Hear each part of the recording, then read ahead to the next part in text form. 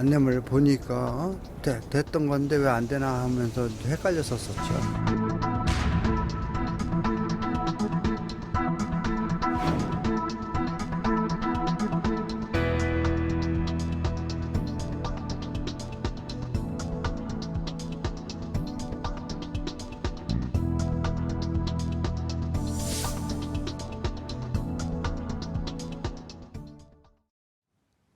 요즘 재활용 쓰레기 처리 문제로 집집마다 난리가 났습니다. 이미 반년 전부터 예고가 됐지만요. 대책을 세우지 않은 것이 화근이었다는 분석인데요. 부랴부랴 발등에 불은 껐지만 이와 같은 일이 언제든 반복될 수 있다는 게 진짜 큰 문제입니다. 전문가 모시고 자세한 얘기 나눠보겠습니다. 자원순환사회연대 김미화 사무총장 나오셨습니다. 안녕하세요. 안녕하세요. 예, 한양대학교 경영학부 장희영 겸임교수도 나오셨습니다. 안녕하세요. 안녕하세요. 예. 사실은 전국의 도로와 단지 안에 수거되지 않은 재활용 쓰레기, 특히 폐비닐 때문에 몸살을 앓았는데요. 주변에서 이 때문에 막 불편해하시는 분들의 호소들이 있지 않았습니까? 어떤 네, 경험이 저희 있으셨나요? 아파트도 그 네. 3월 중순부터 이제 비닐 봉투는 수거해 가지 않겠다. 그 네.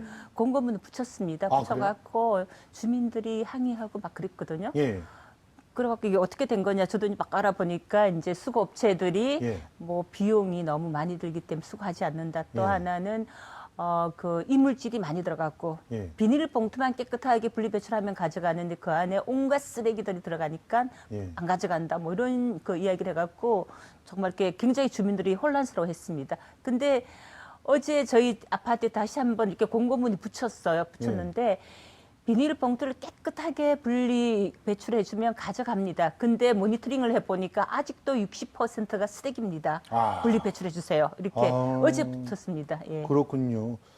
장 교수님께서는 어떤 다행히 제가 사는 아파트는 이렇게 대란까지는 아니었던 것 같은데 네. 제일 이제 먼저 쉽게 접하는 게 저도 이제 엘리베이터 딱 타면 네. 갖고 공고문 붙여놓잖아요. 버리실 때 이렇게 버리셔라. 뭐 이거는 안 된다. 이거는 종량제 봉투에다 버려야 된다. 근데 타시는 분들 다 똑같아요. 아니 그럼 무슨 쓰레기를 재활용하라는 거야? 예, 다 예. 종량제 버리라는 거 아니야? 부터 해가지고 못 버리고 집에다 쌓아놓고 계신다는 분들도 계시고요. 예. 그런 이제 민원들이 많이 들리더라고요. 사실은 저는요. 네. 아내가 딱 붙잡더니 이런 건 왜 시시각각에서 방송을 안 하느냐고 아. 항의를 하더라고요. 근데 저는 힘이 없다. 이건 제작진들이 결정할 일이다. 이렇게 얘기를 했는데 오늘 드디어 이렇게 다루는 걸 보면은 굉장히 진짜 이 문제가 크게 그 어쩌면 불거진 아내분 상황입니다. 말씀에 되게 깊은 뜻이 들어있는 게 이제 예. 와서 할 게 아니라 사실 그렇죠. 일찌감치 이런 걸 좀 해줬으면 우리가 아니, 함께 그러니까 노력했을 지금 텐데요. 예. 그 말을 듣고 들여다 보니까 그냥 예. 커뮤니티들이 난리가 났더라고요. 네. 도대체 그 아파트마다 기준이 다르고 또 말씀하신 대로 어떤 데는 씻어서 내보내면 된다라고 안내가 됐지만 네. 어떤 데는 아예 전면 안 맞아요. 예. 안 된다고 해버리고 이미 수거한 것들 처리도 안 하고 이래서 난리가 났던 건데 왜 이런 일이 발생한 겁니까? 가장 큰 거는 이제 국제적인 유가가 하락하고 예. 그리고 또 국제 경기가 이제 침체되다 보니까 예. 사용 용도가 줄었다. 전 세계적인 재활용품들의 사용 용도가 아하. 이제 준 이 부분이 있고 또 예. 하나는 플라스틱은 유가가 하락을 하기 때문에 기름으로 가져가서 만드는 거랑 재활용품 하는 거랑 훨씬 재활용품이 비싸다. 예. 이게 이제 두 가지 원인입니다. 사실은 중국발의 원인은 아니고요. 예. 그 전 세계적인 어떤 그런 그 부분이 이제 가장 큰 거고, 그다음 세 번째는 지금까지 이제 수거 업체들 수거해가 갖고 재활용을 했는데 너무 이제 그 쓰레기가 많이 들어가니까 그걸 다시 선별하고 이러는데 비용이 너무 많이 들어간다라는 거죠. 예. 왜냐하면 예전에는 가격이 좀 괜찮았을 때는 그래도 열심히 좀 선별해갖고 팔면 돈이 예. 됐는데 지금 쓰레기 값이 더 많이 나간다라는 아하, 거거든요. 쓰레기 처리하는 비용이? 예, 그래서 이제 가장 예. 큰 원인이 이거라고 봅니다. 아니 장 교수님, 예. 그 중국이 근데 재활용 쓰레기 수입을 갑작스럽게 제한한 겁니까? 그 배경이 뭔가요? 일단 중국에서 공식적으로 발표한 건 2017년 7월이죠. 그러니까 작년이고 이미 시간은 좀 오래됐고 그때 발표하기를 연말까지로 유예 기간을 또 뒀군요. 그랬죠. 연말까지로 하고 새해부터는 중단하겠다. 실제로 올해 1월 1일부터 이제 유럽 각지에서는 이 관련된 문제가 터졌습니다. 아, 그러니까 예. 우리나라에서 지금 우리나라 국민들은 갑자기 닥친 일 같기도 한데 사실상 이러니까 정부가 약간 이 부분에 대해서 비난을 받고 있는 거기도 하고요. 예. 준비할 시간이 없었던 것도 아니고 예. 이미 1월부터 유럽에서는 관련해서 대란이 있었는데 예. 왜 우리는 미처 대처하지 않고 심지어는 국민들에게 제대로 알려지지도 않았냐라는 이제 비난을 받고 있는 건데 예. 중국이 작년에 이렇게 발표를 한 데는 여러 가지 배경이 있습니다. 예. 그동안은 사실은 중국은 여러 가지 면에서 재활용 쓰레기를 수입할 이유가 있었어요. 뭐냐면 일단 자체가 자원 부족은 하고 자원 부족하고 개발은 해야 되고 개발은 하니까 해야 되겠고. 1980년대부터 이제 다른 나라 재활용할 수 있는 것들을 수입을 해서 예. 재활용을 한 거죠. 아하. 우리가 새 옷 사기에는 돈이 부족한데 중고 옷은 좀 싸지 않겠습니까? 맞아요, 맞아요. 그러니까 그런 중고를 좀 싸게 사서 자기네들이 세척을 하거나 뭐하나 재활용을 했을 때 훨씬 더 비용이 적게 들어가니까 이제 그런 쓰레기들을 전 세계에서 우르르 데리고 왔습니다. 실제로 그것 때문에 중국 제조업이 호황을 하는데 실제로 그게 기여를 예, 했어요. 비용이 저렴한데 예. 자원이 생기니까요. 그렇죠. 근데 이제는 이제 급속하게 중국이 발전을 했고 그러니까 더 이상 그 정도가 필요가 없는 지경이 됐고 아. 중국이 발전하다 보니까 중국 자체 소비가 늘고 중국 자체 쓰레기가 같이 늘어버립니다. 그렇겠죠. 그러니까 게다가 뭐 아시겠지만 택배고 뭐고 중국에서 지금 하루에 발생되는 쓰레기가 얼마나 많습니까? 어마어마하겠죠. 그러니까 중국 입장에서는 환경 문제도 환경 문제고 더 이상 쓰레기를 수입해서 쓸 일도 없고 또 워낙 또 사실 이건 좀 정치적인 문제도 있기는 있는데 G2 이제 미국과 중국과의 기싸움에서 환경 문제에 중국이 적극적으로 나서겠다고 하면서 여러 가지 이제 쇼잉을 하는 거죠. 아, 여러 네. 가지가 맞물려서 지난 7월에 이런 발표를 한 것인데 이제 그 역풍을 이제 전 세계가 함께 맞고 있는 거고요. 예. 사실은 이게 뭐 당장 우리에게는 심각한 문제일 수도 있지만 예. 전 세계적으로 이 쓰레기에 관한 것들을 경각심을 다시 한번 일깨우는 또 사례가 되기도 합니다. 아니 그런데 진짜 그 듣다 보니까 막 화가 나는 것이 예. 일단 다른 거 다 떠나서요. 중국이 그렇게 바뀌고 있다라고 하는 사실을 당연히 먼저 감지해야 되는 게 정부고 그래서 정책을 세워야 되는 거고 최소한 지난해 7월서부터 안 받겠다고 하고 유예기간 줬잖아요. 유예기간 주고 난 다음에도 지금 벌써 딱 1월서부터 시작해가지고 4월까지 넉 달이 더 지났는데 정부는 도대체 뭐 하고 있었던 거죠? 사실은 이제 이 비닐봉투라든가 이런 것들은 중국에 수출하지 않습니다. 국내에서 다 소비하는데 예. 약간 언론이 잘못된 방향으로 아. 중국의 수입 때문에 우리나라가 이렇다 이런 건 아니고요. 예. 중국이 이렇게 쓰레기를 수입하진 않고 국내의 문제라고 보시면 되고, 아, 그래요? 예, 크게는 이제 국내의 여러 가지 정책이 바뀝니다. 예. 이야기하면 환경 정책이 강화되는 이제 이런 상황이고 그 속에서 자원순환법이 올해부터 발효되는데 예. 쓰레기를 매립하거나 소각을 하면 많은 비용을 내야 됩니다. 예. 부담금이라는 이 비용이 예전에는 없었는데 올해부터 있으니까 이제 비닐수거하는 사람들이 쓰레기가 한 70% 나오거든요. 70% 나오니까 이걸 다시 쓰레기 이제 소각장으로 가면 더 많은 비용을 안 그래도 손해 보고 있는데 이것까지 손해 보기는 힘들다라는 그런 이런 부분들에 이유고. 대해서 환경부는 뭔가 대처가 있었어야 되지 않나요? 그러니까 단지 환경부에서 규제만 더 강화시킬 게 아니라 이런 그 재활용 업체들의 문제들을 어느 방향으로는 좀 터줬어야 되는 거 아닙니까? 이제 아마 터주는 건 이런 건 다 있는데 그 이제 이 쓰레기 관련해 갖고 사실 지방자치단체의 고유의 정책이거든요. 아, 그래요? 쓰레기 분리수거 뭐 이렇게 배출 이런 그 지방자치단체 고유의 행정이고요. 지방자치단체가 해야 되는 거고 중앙정부는 큰 이제 정책을 가지고 만들어 놓은 지방자치단체가 시행을 해야 되는 건데 지금 이제 이 대란은 아파트와 이제 수거업체들이 단독으로 계약을 하면서 나타나는 문제거든요. 원래 지방자치단체가 재활용품도 재산이고 쓰레기 이제 처리도 잘해야 되는데. 언젠가부터 아파트가 수거업체와 단독으로 계약을 하면서 한 달에 가구당 1,500원에서 2,000원씩 돈을 받습니다. 아, 그래요? 예, 그렇게 계약을 하다 보니까 지방자치단체가 아파트는 알아서 하는구나 이러면서 손을 놓고 있었던 거고 그 이제 이 수거업체들은 지금까지는 잘 이제 수거를 해갖고 기름값이 비쌀 때 잘 팔고 이랬는데 지금 기름값이 떨어지니까 이제는 더 이상 못하겠다 이제 이렇게 된 건데 중앙정부도 물론 책임이 있지만 저는 더 큰 거는 지방자치단체가 손을 놓고 있었던 이런 부분이 더 크지 않나 이렇게 지금 진단합니다. 저 예. 그래프가 나오고 있습니다. 그 지금 보니까 공동주택, 특히 아파트를 말하는 거죠. 네네. 아파트와 수거업체가 계약 체결을 하면서 돈을 받아요. 네네. 받고 그 판매 대금을 가서 분여회 등등의 관리를 해서 경비원 수당도 주고 명절 선물도 하고 그러네요. 네네. 수거업체에서는 재활용품을 선별해가지고 그걸 가지고 판매도 하고 쓰레기 처리도 하는데 자 환경부에서는 자꾸 쓰레기 처리 비용을 올리고 또 돈은 폐비닐이나 뭐 이런 부분이 돈이 안 되고 그러다 보니까 계약 깨고 뭐 안 하겠다 이런 식으로 나오니까 더 문제가 됐던 것이다 이런 얘기인데요. 네. 자, 그러면은 이제 이 문제는 이 문제대로 일단은 그 점검을 또 해보도록 하고 이제 중국 얘기는 일단은 정리를 하고 넘어가야 될 것 같아요. 네. 왜냐하면 중국에서도 그 뭐 지금 비닐은 아니라고 하지만 전체적으로 이 재활용품들을 그 사들이지 않으니까 예. 재활용품의 가격이 떨어져서 이 업체들이 또 더더욱 수익성이 악화된 부분은 분명히 존재하거든요. 그러니까 이제 중국에서는 이렇게 나오는 걸로 외국 다른 나라들은 어떻게 이 사태를 갖다 정리하고 있는지 좀 정리하고 넘어가죠. 지금 당장 우리 눈앞에 큰 불편함이 있으니까 우리 앵커님도 약간 흥분하시고 국민들도 지금 많이 힘들어하고 있는데 사실 네. 이 문제는요, 크게 보자면 지구상의 쓰레기가 넘쳐나는 문제는 지구인 전체의 문제일 수도 있어요. 네. 이 대책을 세운다고 한들 이 쓰레기가 어디로 가겠습니까? 지구 어디론가 갈 수밖에 없거든요. 네. 그리고 중국이 워낙 방대한 양을 수입을 하고 있었기 때문에 이 6개월 전에 발표를 했건 1년 전에 발표를 했건 여기에 대한 대책을 세우는데 상당히 어려움이 있는 건 분명해요. 뭐 네. 1년 전에 발표를 했었어도 당장 대안을 세울 수 있는 방법이 없는 게 전 세계인들이 쓰레기를 너무 많이 배출하고 있고요. 아. 우리 아까 말씀하신 대로 비닐 문제가 아니라 사실은 정확히 말하면 플라스틱 문제를 이제 국한하는 게 오히려 편할 것 같기는 한데 네. 영국만 해도 1년에 50톤 정도를 중국에 수출을 하고 있었어요. 예. 그러니까 이게 이제 갈 데가 없으니까 그럼 어떻게 해야 되느냐? 방법이 그럼 소각해야 되느냐? 그럼 또 환경 문제는 어떻게 하겠습니까?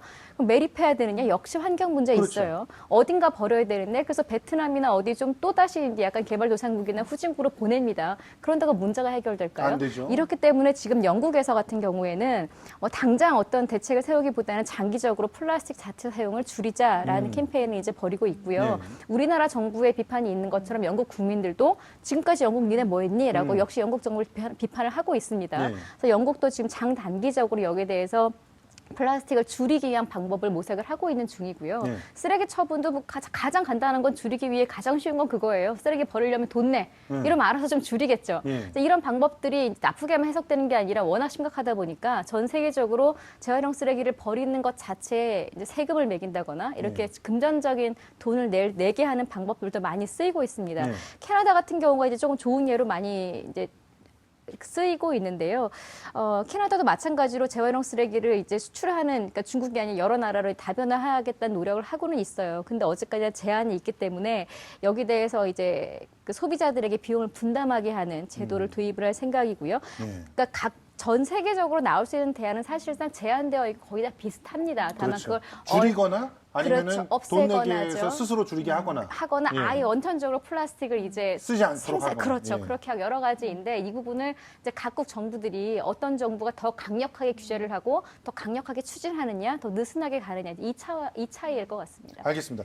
이 부분 잠깐 또 짚고 넘어갈 게 있는데 일단 서울과 이제 수도권 재활용 업체들은 다시금 정상적인 수거를 약속을 했습니다. 네. 그런데 이렇다고 해서 문제가 끝난 건 아니죠. 저는 이제 그 해결된 건 아니고 잠시의 봉합이라고 그러니까요. 보고요. 이제 이 문제가 해결이 되려면 이 주민들도 노력을 하셔야 돼요. 분리 배출을 잘하면 가져가겠다고 네. 약속을 했기 때문에 분리 배출을 잘해야 되는데 저희 아파트도 아직 60%가 쓰레기다라고 이제 이야기하는 거 보면 예. 다른 아파트도 마찬가지일 거라고 아, 보거든요. 그래서 예. 분리 배출을 잘 하셔야 되고 예. 그다음 정부 차원에서는 방금 교수님 말씀하신 것처럼 그 사용하지 않아도 되는 것들 예. 이런 것들 감량 정책이 우선적으로 돼야 됩니다. 예. 그리고 저는 정말 이렇게 아파트 주민들께 부탁드리고 싶은 게 예. 사실 이제 이 재활용품 가격이 좋을 땐 서로가 계약을 해서 돈을 받고 그런데 지금 재활용품 가격이 정말 낮아졌거든요. 네. 플라스틱 하나만 보더라도 킬로그램당 800원 하던 것들이 지금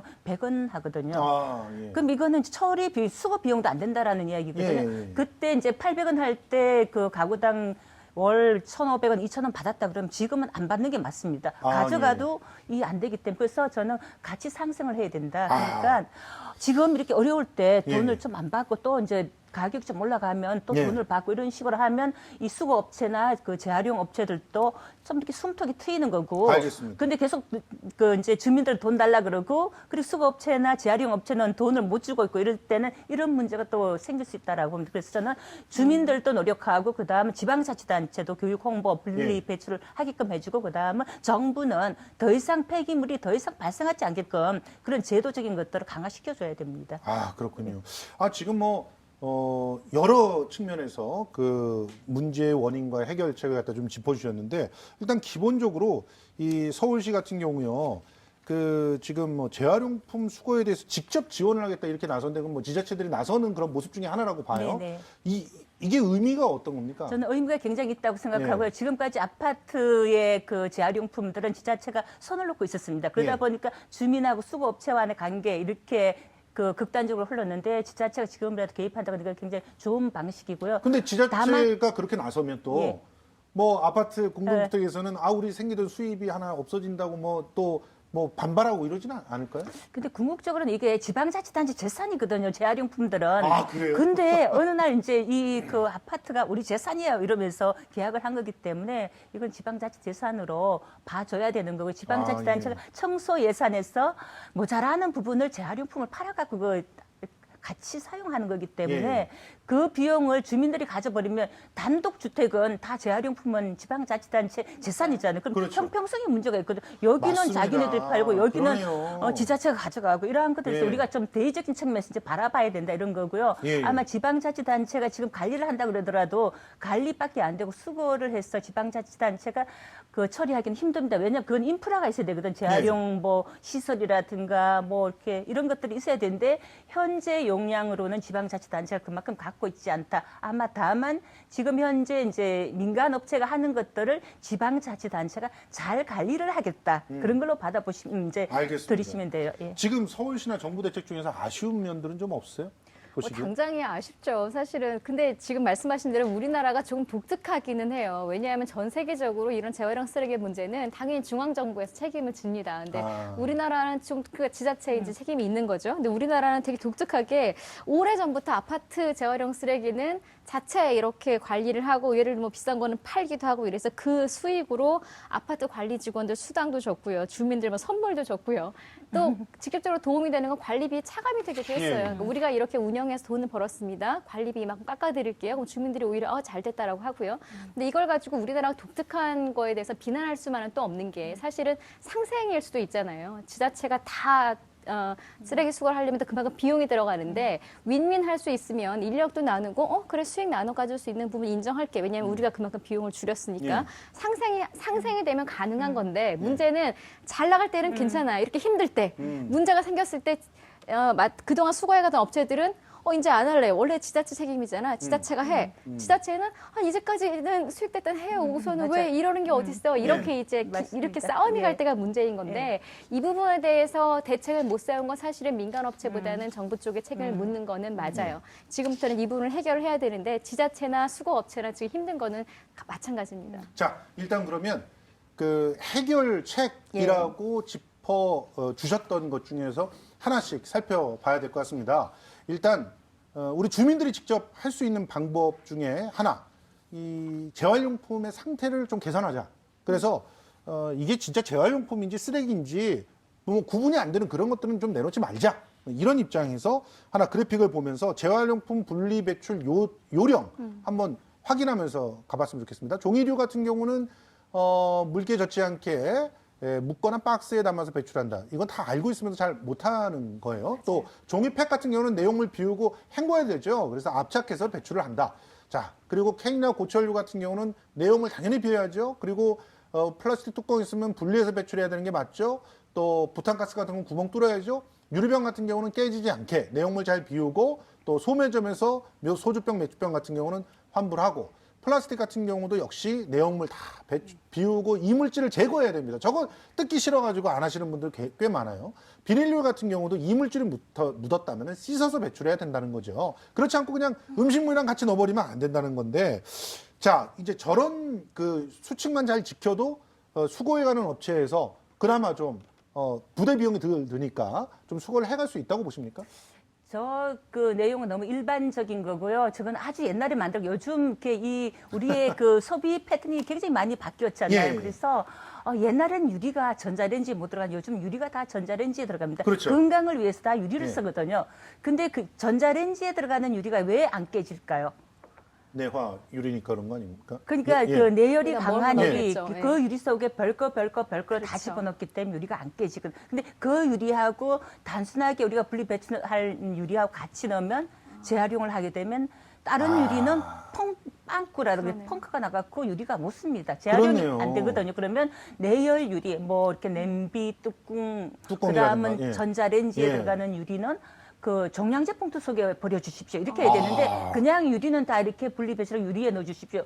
이 방식이 틀렸다라는 거. 지금 이제 우리의 예, 생활의 예. 방식들이 굉장히 많이 달라졌는데 예. 옛날에 90년대, 2000년 초반에 분리배출 이걸 가지고 그대로 하는 것들은 주민들이 잘 안 맞고 굉장히 헷갈린다. 하기는 뭐 컵라면 그 껍데기 같은 경우도 예. 스티로폴이라서 보통 씻어서 그냥 재활용품에 버리는 분들이 있어요. 근데 네네. 이거 그냥 종량제에 안 되죠. 버려야 된다면서요? 예, 예, 그러니까 그게 종이컵도 아무리 안 그 되고요. 씻어도 그 깨끗이 못 씻잖아요. 그 예. 음식물 막 이렇게 빨간 거, 노란 거 막 들었기 때문에 그래서 되도록이면 깨끗이 씻을 수 있으면 그 분리배출하는데 깨끗이 못 씻으면 이제 넣어 주셔야 돼요. 또 알겠습니다. 고무 같은 거 있잖아요. 우리 예. 고무 같은 거 많이 사용하는데 고무 어떻게 하시겠습니까?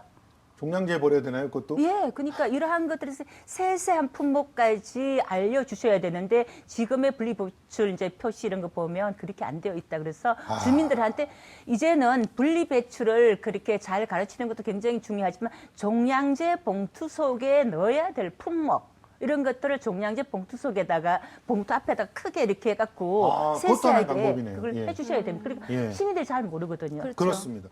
아, 산업계의 과대 포장 문화 지적하시는 분들도 많아요, 교수님. 맞아요. 근데 저도 이 부분에 대해서는 항상 그러니까 택배를 받으면 저도 걱정이에요. 택배도 왜냐하면 그렇고 마트에서 포장되어 있는 것도 그렇잖아요. 맞아요. 근데 예. 이제 요즘에 이제 가장 문제가 되는 거는 1인 가족들이 많고, 그러니까 1인으로 사는 가구들이 많고, 워낙 택배 문화가 발달하다 보니까 택배를 받는데 업체들 입장에서는 이게 파손되거나 이러면 또 물어내야 되지 않겠습니까? 예. 그러니까 요만한 정말 유리로 예. 된 뭐 하나 해도 이만한 박스가 예. 오는 거예요. 비닐을 둘둘둘둘 말아서 네. 박스 몇 번 하고.